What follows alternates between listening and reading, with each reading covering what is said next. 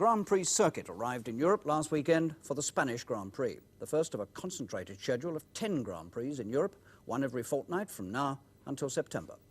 Britain's defending world champion, James Hunt, the winner in Spain last year, was still looking for his first win of the season. Here's how the drivers' table looked before Sunday's race.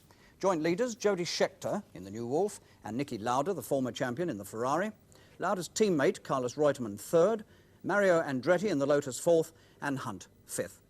Well, with me to describe the race is Lord Hesketh, whose team were returning to Grand Prix racing with a new driver, Rupert Keegan. 24 cars lined up. Hunt was back on the fourth row. Pole position was held by Mario Andretti. He'd just won at Long Beach, and no one here could match his practice times in the John Player Lotus. He'd broken the lap record. But Andretti was worried. Alongside him on the grid was Jacques Lafitte in the powerful Ligier Matra. Here was one man who might beat him to the first bend. Behind them, the space left when Niki Lauda, third fastest in practice, pulled out 3 hours before with broken ribs. It left a gap which James Hunt might use if he could make a quick start.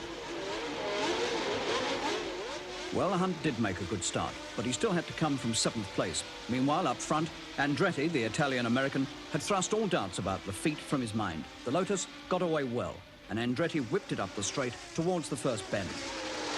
So at the start, it was Andretti, Lafitte, Reutemann, Hunt up to 4th place, Watson and Jody Scheckter. They had 75 laps to cover on this twisting, difficult Jarama track just outside Madrid. That sums it up, because when we got to Spain, my chief designer said, if we can build a car that can survive this track, we should be looking at a car which will be reliable for the rest of the season. But forgetting the personal angle of my team, this race is highly important, because after the glamour of South Africa, California, and Brazil, this is the first race of the European season. And it is in Europe that this championship will be decided, because if you are going to be a contender, you've got to be at the top of the table when we go off to North America at the end of the season. And so, Madrid on Sunday was a highly significant race. For again, it confirmed for me that this is going to be a season of surprises, and as a result, a season of real excitement.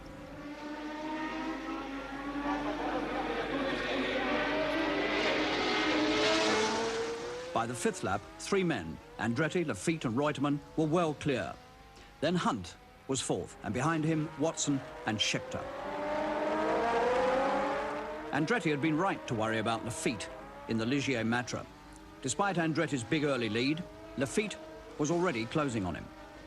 The gap had been noticeably narrowed by lap 6.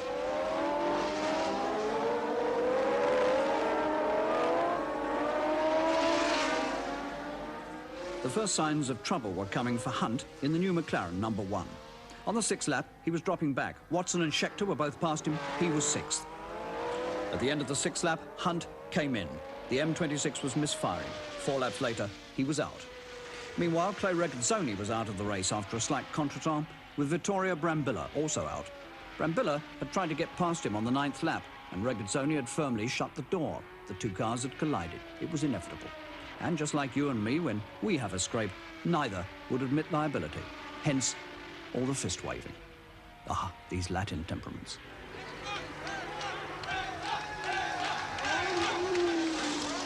Mario Andretti was still out in front. The Colin Chapman Lotus was functioning well and smoothly. And already Andretti must have been sensing another win, back-to-back with the success in California.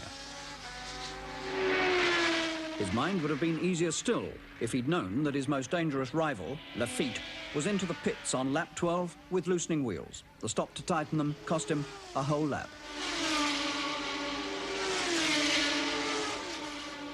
But Andretti wasn't easing up. Just watch this. He comes into this too fast. There isn't that much to spare from the barrier. It was probably the only mistake he made in the entire race. Soon, of course, he had to cope with tail-enders. Here he is challenging Renzo Zorzi of Italy in the shadow. Not much trouble there. But ahead of him now is Patrick Neve of Belgium in a march. And this is not so easy.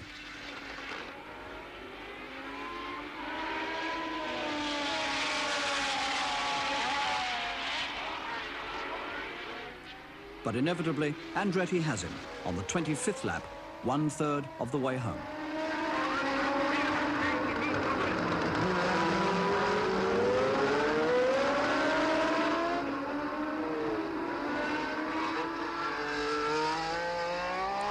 That smoke means someone else is having trouble.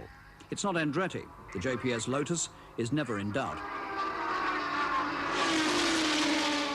And it's not Neve, but it is one of the back markers Andretti's just passed. The man in trouble is Zorzi, the Italian in the shadow. His engine's blown up. And just in case it gets any worse, the extinguishers are brought into action. For Zorzi, like so many others, the race is over.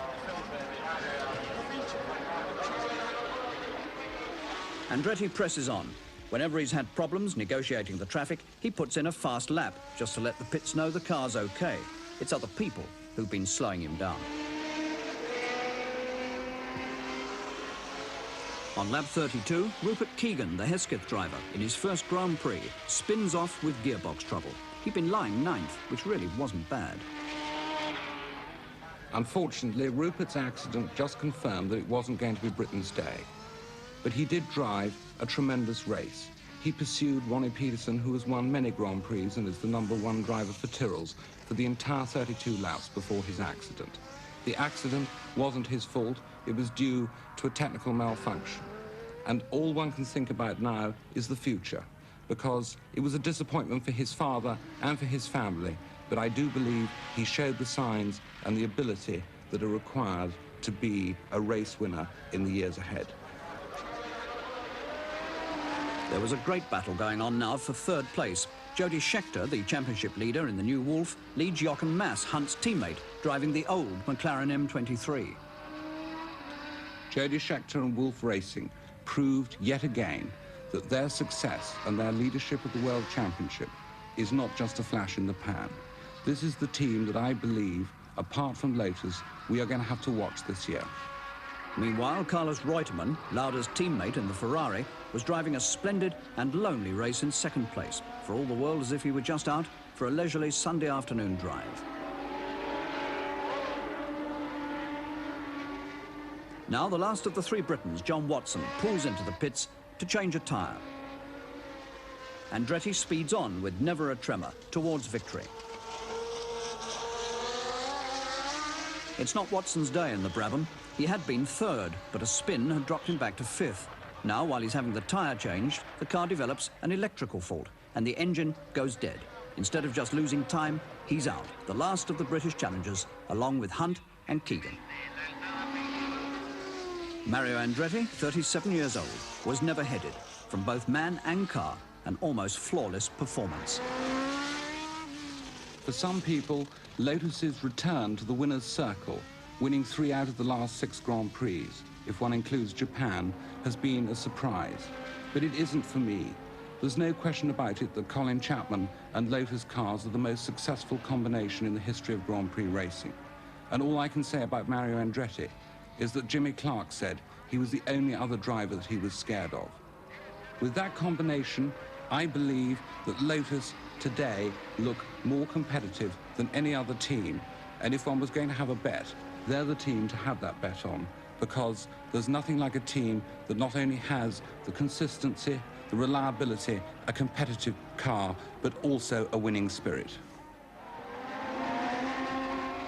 For 159 miles, Andretti had been out front, winning at an average of 91.8 miles an hour on one of the world's most tortuous circuits.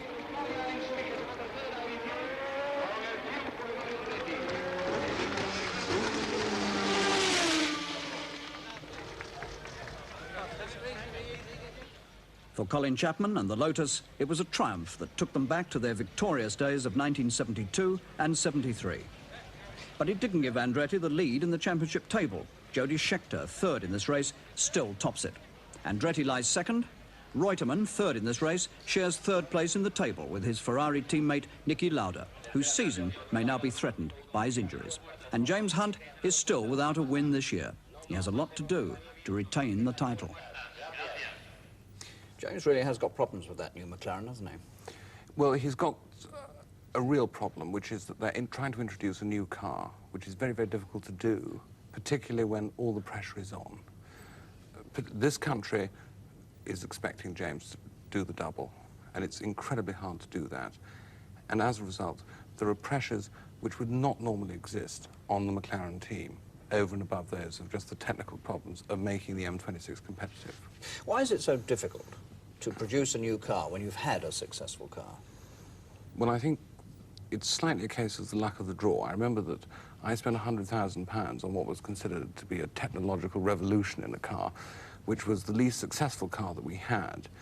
It probably would have been a triumph at the end of the day if you've got the time to do it, but McLarens are facing a problem of introducing a new car during the season, and that is the really big hurdle. What do you feel about Niki Lauda? It's beginning to look as though he's got one or two physical problems which might well affect him very seriously. I think apart from considering Niki Lauda probably the bravest sportsman in the world today, to have come back after the horrifying injuries that he suffered, he is now having to pay the price of such a quick return. And I hope that he does make a complete recovery, but I don't know whether he's going to be able to do that and race a competitive season. Maybe one could say that he should in fact lay off for the rest of this season, like Stewart did when he had his ulcer, and come back next year. Now, what about your own team and Rupert Keegan? How do you see the future there? I don't see a result which is going to turn headlines or stir this country tomorrow or in the next few weeks. I don't see it at Monaco or the Belgian Grand Prix, but I hope by the end of this season we will begin to see the rising of a new champion who is English and who can beat the rest of the world.